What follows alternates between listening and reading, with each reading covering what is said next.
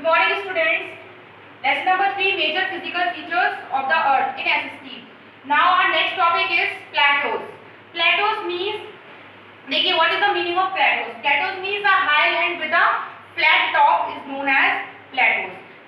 एक ऐसी high land जिसका जो ऊपर से कैसी होती है एकदम फ्लैट, जैसे माउंटेन्स कोनिकल पीक्स होते हैं, माउंटेन्स के राउंडेड पीक्स होते हैं. देखिए माउंटेन के कोनिकल पीक्स होते हैं, राउंड सब माउंटेन्स आर राउंडेड पीक्स. अलग अलग तरह के माउंटेन्स होते हैं, लेकिन प्लेटोज में क्या है, इसके जो टॉप होते हैं वो फ्लैट, इस तरीके के टॉप होते हैं फ्लैट. इसमें ना ही कोनिकल होता है ना ही राउंडेड होता है, फ्लैट टॉप होते हैं. That's why it is also known as table land. इसलिए हम जितने भी प्लेटोज हैं उनको हम टेबल लैंड भी बोलते हैं. And Plato's have steep slopes. उसका जो स्लोप्स मींस ढलान जो कैसा होता है, जैसे माउंटेन्स होते हैं, माउंटेन्स इस तरीके के होते हैं, तो ये जितना कम होता जाता है, इस तरीके से कम होता जाता है, तो ये जो है वो स्टीप होता रहता है, मतलब उसका जो ढलान है वो कम होता जाता है. तो plateaus have steep slopes and some plateaus have stretch over 100 of kilometres. कुछ प्लेटोज ऐसे हैं जो 100 ऑफ किलोमीटर 100 किलोमीटर से भी ज्यादा दूरी तक फैले हुए हैं. And Deccan plateau an extensive plateau region in India. और इंडिया में जो प्लेटो रीजन है, जो प्लेटो एरिया है, जो डेक्कन प्लेटो एरिया है, आपने देखा होगा इंडिया के मैप में, प्रीवियस क्लास में ही पढ़ा होगा लेसन नंबर 3 में, कि Deccan plateau an extensive plateau reason. जो एक्सटेंसिव प्लेटो रीजन है, बहुत बड़ा रीजन है डेक्कन प्लेटो, इंडिया का सबसे बड़ा एक्सटेंसिव प्लेटो रीजन है. Next plateaus are present in almost all continents. जितने भी कॉन्टिनेंट्स है, देखिए देयर आर 7 कॉन्टिनेंट्स. पूरी दुनिया में जितने भी है 7 कॉन्टिनेंट्स हैं.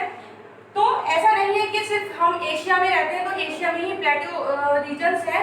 जितने भी कॉन्टिनेंट्स हैं सभी में प्लेटोज हैं. The older the plateaus the richer it is in the mineral deposit. जितने ज़्यादा पुराने प्लेटोज होते हैं उतना ही वहाँ पे मिनरल्स होते हैं, मिनरल सब्सटेंसेस होते हैं जो हमें अर्थ से मिलते हैं, और माउंटेन्स वगैरह इन सब चीज़ों से भी हमें खुदाई कर ये सारे हमें मिनरल्स मिलते हैं. So student, our next topic is importance of plateaus. अब हम इसके इम्पोर्टेंस के बारे में पढ़ेंगे. Number 1, the hard rocky soil of plateaus make them unsuitable for agriculture but they have many other uses. देखिए जो प्लेटो रीजन या फिर माउंटेन रीजन होती है, उनकी जो सॉइल होती है, वहाँ की मिट्टी कैसी होती है, रॉकी सॉइल, पथरीली मिट्टी होती है. तो वहाँ पर एग्रीकल्चर जो इतना पॉसिबल नहीं है, वहाँ पे हम एग्रीकल्चर नहीं कर सकते, क्योंकि एग्रीकल्चर के लिए एलुवियल सॉइल या फर्टाइल सॉइल होनी चाहिए जो वहाँ की एग्रीकल्चर के लिए अच्छी हो. लेकिन प्लेटो रीजन जितने भी होते हैं, यहाँ की जो सॉइल है वो रॉकी सॉइल है, इसलिए अनसुटेबल फॉर एग्रीकल्चर. एग्रीकल्चर के लिए बिल्कुल भी सुटेबल नहीं है, but they have many other uses. लेकिन इसके और अलग अलग इस्तेमाल के लिए यहाँ की मिट्टी, रॉकी जो सॉइल है वो यूज की जाती है. The plateaus across the world and specially India are famous for mineral deposit. देखिए पूरे वर्ल्ड में जितने भी प्लेटोज हैं, स्पेशली इंडिया के जो प्लेटोज हैं, वहाँ से हमें बहुत सारे मिनरल्स मिलते हैं, सब्सटेंसेस मिलते हैं बहुत सारे. जैसे हमें आयरन मिलता है, लोहा, कॉपर, डायमंड, गोल्ड, ये सारे जितने भी ये सारे मिनरल्स हैं, ये सारे मिनरल्स हमें. So next, due to rich reserve of minerals found here, mining is an important occupation in the plateau region across the world.